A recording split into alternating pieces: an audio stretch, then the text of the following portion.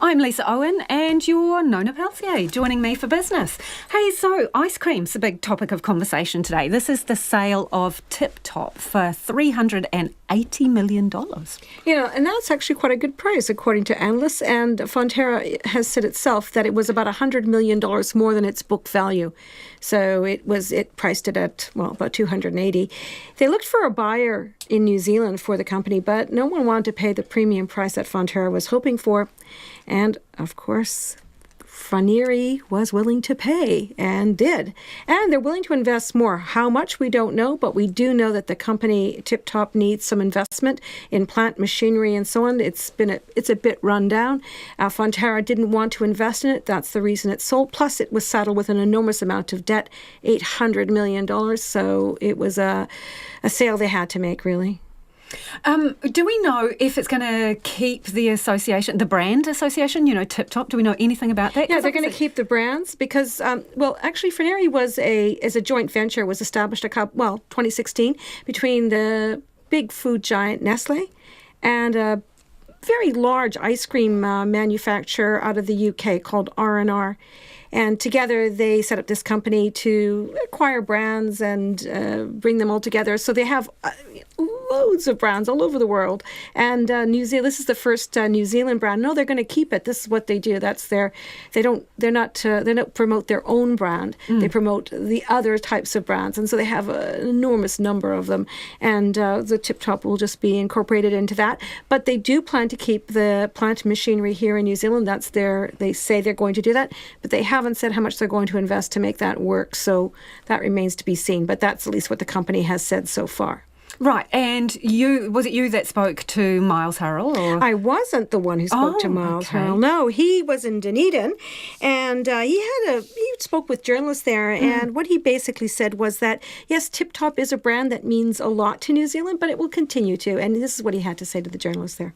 It is an iconic brand, as you said, right from the outset, but we need to do the right thing for our co-op and our shareholders, and there'll be some certain people looking around selling that business to offshore, but remember, it's only been in Fonterra's ownership since 2001. Prior to that, it was owned by offshore entities. Why was this offer so compelling compared to other offers on the table? As I say, the New Zealand piece of it, remaining the manufacturing assets in New Zealand is a really important part of it, and their ability to invest in the brand and see what's been done with Tip Top brand in the early days and how they can take it to the next level.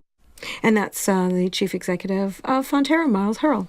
So this Froneri, am I saying it right? Froneri. So Froneri with an F-R. Froneri. Yeah. So what other brands do they make that we would recognise? Okay, Ben & Jerry's is one. Yeah. Okay. Haagen-Dazs is another, I believe. Okay, so some really quite big names and brands in the business. And Tip Top. And Tip Top now. And Tip Top, exactly. And obviously offshore, as you say, investor, because obviously Winston Peters has had things to say about that today.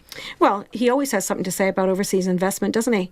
And fair enough, that's his whole position, isn't it? A political decision. He likes to suggest that we can own everything within New Zealand, but it's interesting. Tip Top has come in and out of New Zealand ownership. This is the first time it's been foreign owned, and it still remained an iconic brand, so it remains to be seen. There are other things that are owned by foreigners, and in this case, I think the history of Tip Top is that it was a brand established in the 1930s in Wellington. It was a milk bar.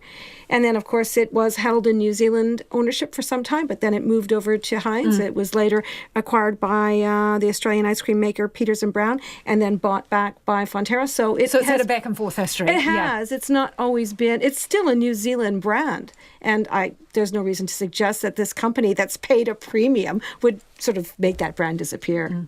Hey, other stuff happening today. Tauranga-based Trustpower. Now, you've had a look at their full year profit. It's dropped off. It has. Look, I think the power companies have been under a little bit of, it's been difficult. We had also a report from Iridian today as well. So the cost of generation is increasing because of hydro lakes not performing to their full capacity. And so uneven weather temperatures and that kind of thing has made it a little bit difficult for power companies. And what we've seen here is that Trustpower's full year profit is, down. It was $93 million compared with last year's $129 million. And so while that's just basically they had to supply power at a higher price, locked in so they were basically providing it at a loss. And that's how it kind of works out with these companies, because they have supply agreements. If they say they're going to provide you with the power at a certain price, but it costs them more to get it, they still have to give it to you at that price. And suck it up. And that's what we've seen with Meridian too. So we're going to see some mixed earnings, I think, with the electricity companies, which are mostly, this one reports on the March 31st year, but others report at the June year. So it'll take a little longer to figure out what happens with them. And markets today, what's been going on generally? Interesting. We are performing Is quite... it ever boring?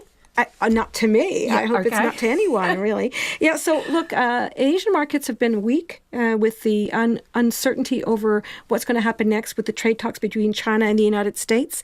They've packed a sad for sure. But not here in New Zealand. We've broken a record again. We finished up 0.25%. That's 27 points up to 10,127. Our dollar is trading 65.8. It's still weak, relatively speaking, and that, of course, is because of the trade worries, but not just that, because of our interest rates and so on. 94.3 Australian, and that's because the Australian dollar has been really taking quite a hit. And 50.6 British pence. Thanks, Nona. Nona Peltier with Business News.